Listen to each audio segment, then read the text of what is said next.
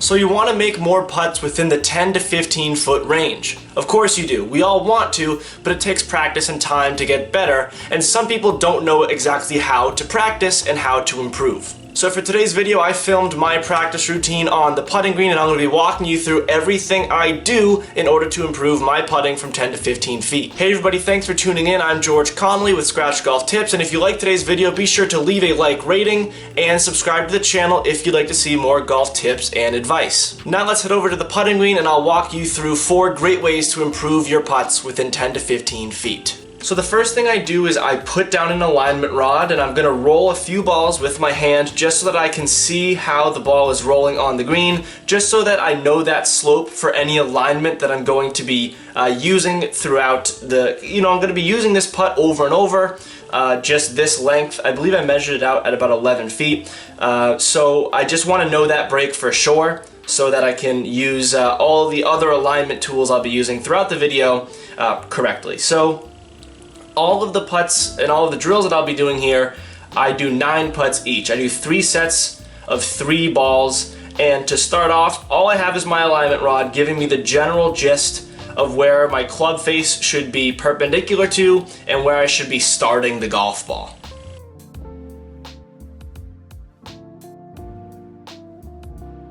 Now, since these are the first putts that I'm hitting on the green, all I'm really doing is just focusing on getting the speed, getting my feel for my stroke back. I'm not doing anything special here. I'm not focusing on much. I'm just trying to get my body loose a little bit, just trying to get used to putting, because right when I get to the putting green, I've already done my chipping and my full swing, so I'm warm, I don't need to stretch, but these first 9 balls are just a way for me to feel my stroke, feel the ball make contact with the putter, and get a feel for the break of the putt and obviously the speed of the green.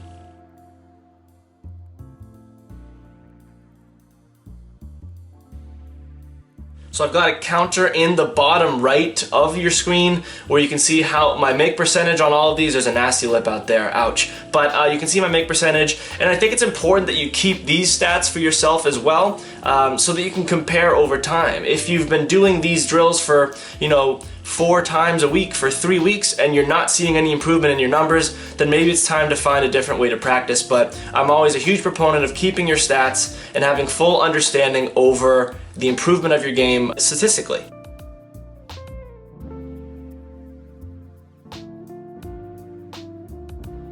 So now we're going to be switching over to the second 9-ball drill that we'll be using, and this is just a simple gate drill, which is, as you can see, I'm just putting down 2 golf tees right there, just a little bit of room outside of each end of my putter face, and then I'm just going to hit 9 putts with this gate drill. And what this is going to obviously enforce is, when you're making contact with the golf ball, are you making center contact? And if you're not, what's your miss? If you hit that inside tee, then your miss is going to be off the toe of the club. If you hit that outside tee, your miss is going to be off the heel of the club.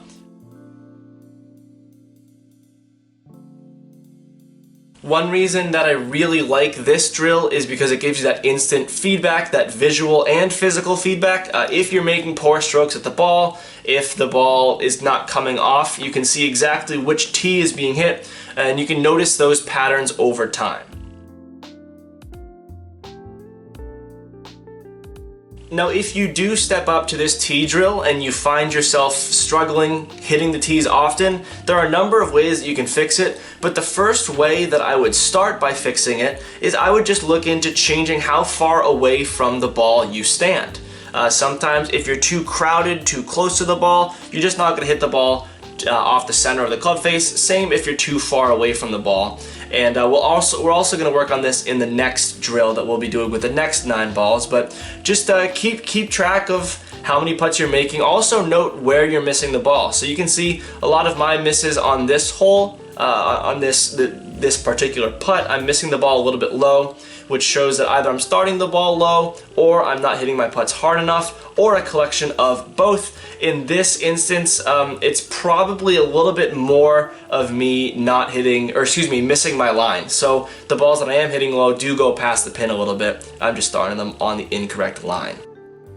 Now we're gonna swap out the tees for our third drill. Here I'm gonna be putting down a putting mirror. If you've watched any of my putting videos, you know how big a fan I am of putting mirrors. They allow me to see my eye line over the ball, and there are a bunch of other lines on the mirror that show me the path of my putter head, and it just gives you a bunch of great info. So we're going to be hitting 9 balls with the putting mirror. If you don't have a putting mirror and you're looking to pick one up, I'll leave a link in the description for you. It's a great tool, and of all the training aids that I use, full swing included, my favorite has always been using a putting mirror when I'm working on the flat stick.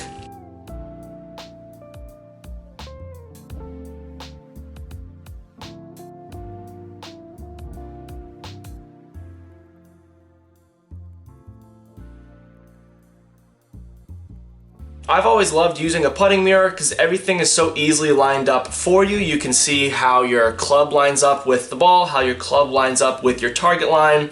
It's a great tool. I also like to look in the mirror down at my eyes. Ideally, your eyes will be right over the ball or maybe a little bit inside of the ball, depending on your preference. So I'm a huge fan of using the mirror for those reasons. It just keeps all parts of my stroke intact very well. So here I'm going for my 5th in a row. Good pace. Just sneak it right on in the right. So I'm 5 for 5 with this one.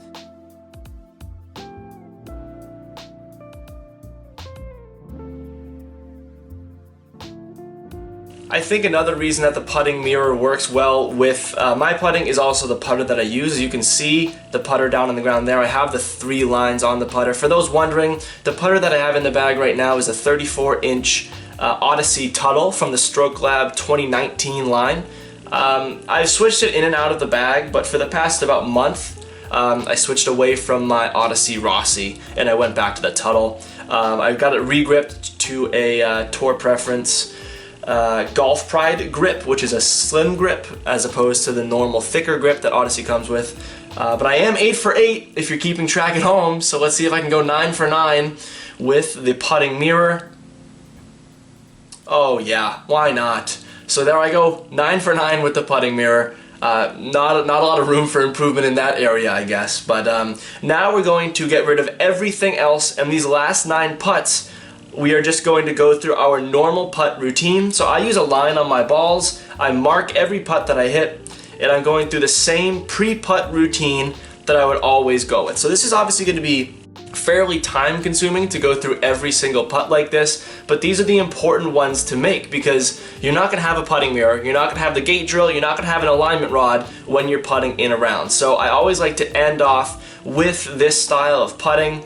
It gives me the most real life feel towards what I'm doing. So go through all the motions, mark your ball, take a look at your ball. You might not really need to read it because you've already hit a bunch of putts from this line, but I use a line on my ball, and a lot of people aren't a fan of using a line on their balls, which I get. I actually have a video on this. I'll link it at the top of your screen right there. But even in practice, I would recommend trying it out because, as you can see here, when I hit a good putt, you can see that line go end over end. This is something that you see on television a lot too, when they give you that worm's eye view of putting. So I would recommend just trying it out and seeing if you like it here. But for me, it's great instant feedback. There I miss another one low, and I missed another one a few putts ago entirely short. So that has been my miss. That one was just I started on the wrong line. That's pretty good pace. But again, this is just going to give you a level of familiarity, which is always important to have and to seek out in your practice. Oh, that was a convincing putt. I didn't want to leave that one short. That had to be in the center. That was going to be about 4 or 5 feet past. So what you're really focusing on here is just, again, that routine. If you don't have a pre-putt routine, I'd recommend you form one. They're not too difficult to form. I have a video on pre-shot routines if you'd like it.